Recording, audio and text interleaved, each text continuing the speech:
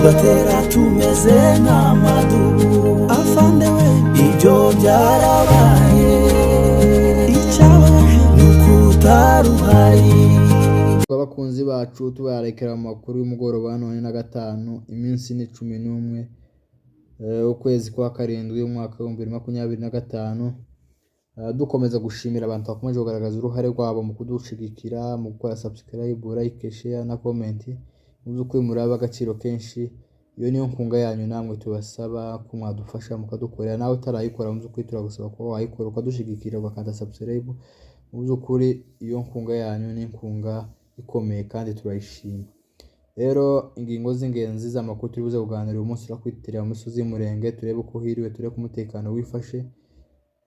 Hanyuma turaza no kurebera hamwe, turebe andi makuru avugwa hirya no hino mu gihugu cya Kongo, turebe uko politiki ihagaze.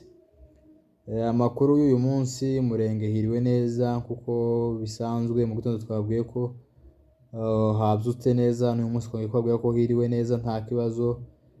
Usibye ko hari amasasu yumvikanye za Kabanju, ariko twibutse abakunzi bacu ko aho mu Kabanju bagikontororwa n'ari ahuriro rya leta ya Kinshasa buriya butegetsi bubi. Mu by'ukuri amaraso y'inzirakarengane bagaye bamena, ntibareka gusubiranamo, nibakomeze basubiranemo.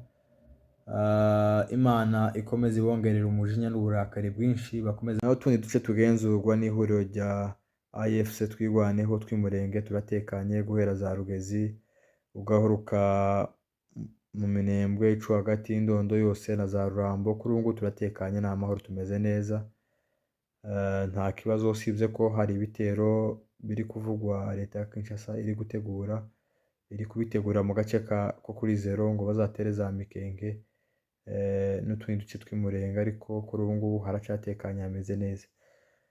Andi y'amakuru avugwa za Plaine hano mu Mushasha nuko naho leta ya Kinshasa yakomeje kuharunda ingabo nyinshi, imaze kuhagaza hafi nk'ibihumbi 5 z'ingabo z'abasirikare n'ibikoresho byinshi, kugira ngo barebe ko bazigarura bino bice M23 bayoboye. Bakomeje kuharunda ingabo nyinshi n'ibikoresho byinshi mu gihe bari mu biganiro i Qatar.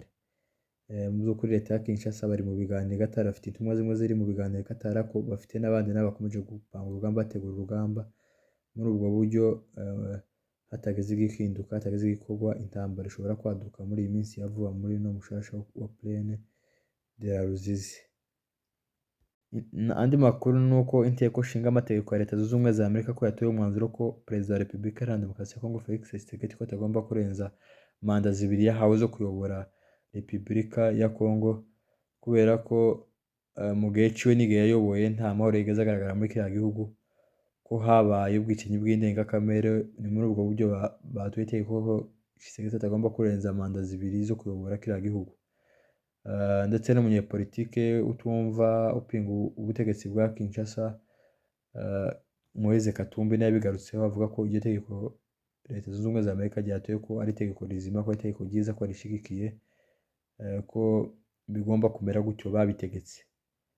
Ndetse Leta Zunze Ubumwe za Amerika nazo irasaka kandi iravuga ngo imitwe y'abicanyi aho ngaho yahise atunga agatoki nka ADF na FDLR ko bitagomba guhabwa ubufasha ubwo ari bwo bwose.